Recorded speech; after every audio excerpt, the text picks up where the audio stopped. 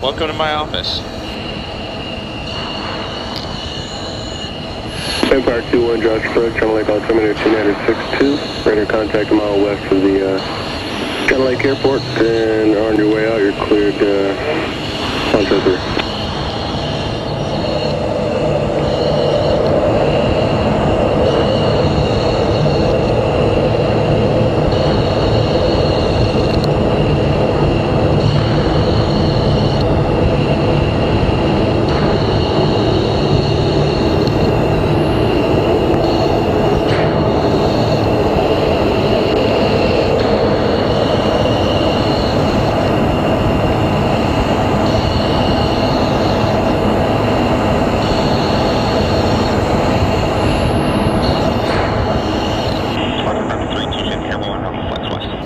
Alright, so, some questions from yesterday. If you weren't a fighter pilot, what would I be doing? You know... Viper 3 nose departure, ident aircraft altitude. Viper 3 with the flash, climbing 16.5. Viper 3 radar contact over the racetrack. And Viper 3 reset transponder, squawk 4764. Viper.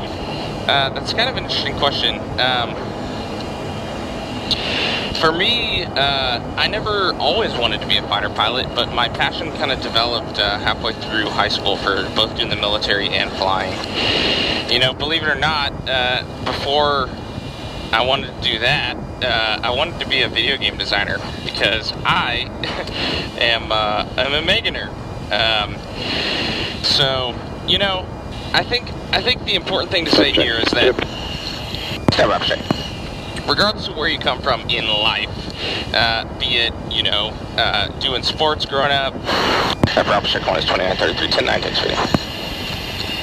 2932, 10-5, playing video games growing up, reading books, whatever you choose to do or choose to like.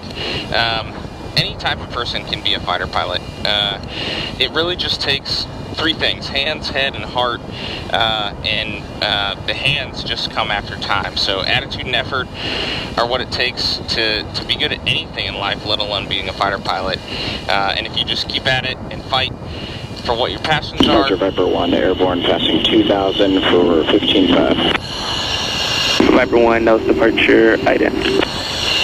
You can get to this spot. So yeah, I don't know. I guess the message for all of that is to say that, you know, regardless of where you come from in life, if you fight hard enough and make someone else tell you no in life to the things that you want to do, then at least when you grow up and get past those moments in your life, you won't regret, and you won't ask yourself the question of what if I did that.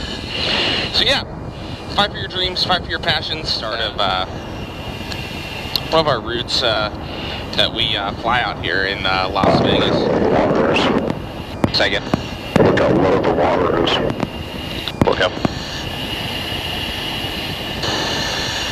The reservoir, no water. Oh yeah. Yeah, it's super low.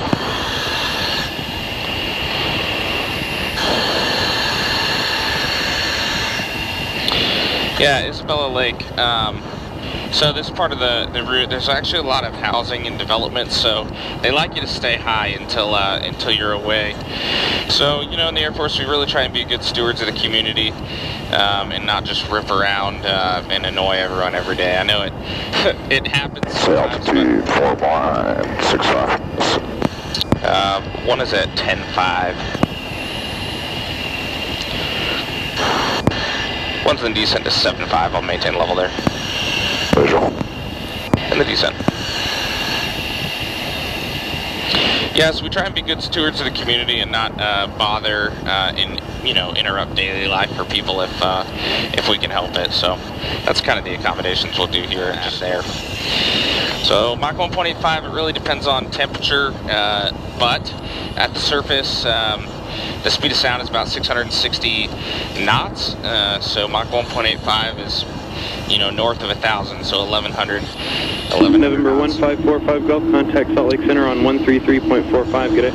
So well over 1,000 miles an hour, I guess I've flown. So there you go.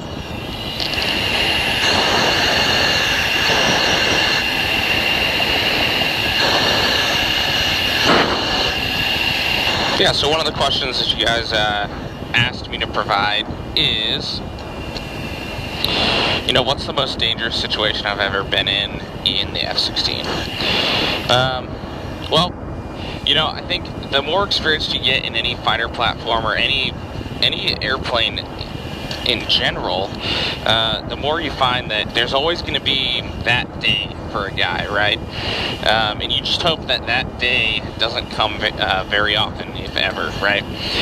For me, I had a critical fuel leak over the middle of the Pacific Ocean between Hawaii and Guam a couple years back, and had to actually divert into Wake Island. So it's a remote atoll in the middle of the Pacific. So thankfully we had a tanker with us, so I was able to refuel and make sure that all that was good to go, and bring it down into the field. And also, I think the most important part is I was only about 50 to 100 miles west of Wake Island when the situation happened. So, believe it or not, you know, you can talk about, oh, I did a good job or whatnot, but really, I think this whole story, the moral of it is that mutual support in the Air Force is so important. You know, sure, this is a single-seat fighter, and I'm sitting in an F-16 all by myself, but the benefit of mutual support, since we're normally flying with 3 other individuals and 3 other F-16s with us, cannot be understated. That day, I had one wingman with me. He was actually my flight lead for the day, and I was the wingman. He backed me up in the checklist and the decision-making process, and we decided to turn it around and bring it into Wake Island, which is a planned divert for us, but one that guys do not go to very often. So we brought it back down and brought it down to that airfield, and everything was safe and good from that point on. So yeah, I mean, I think it's one thing to say that, you know, you need a lot of experience, discipline, and judgment to be able to be a good fighter pilot or a good aviator in general, but also, you know, you're not alone in the battle, and the Air Force does a great job of making the training pipeline in the way that by the time we get to this point in our careers, that we're as ready as we'll ever be. So yeah.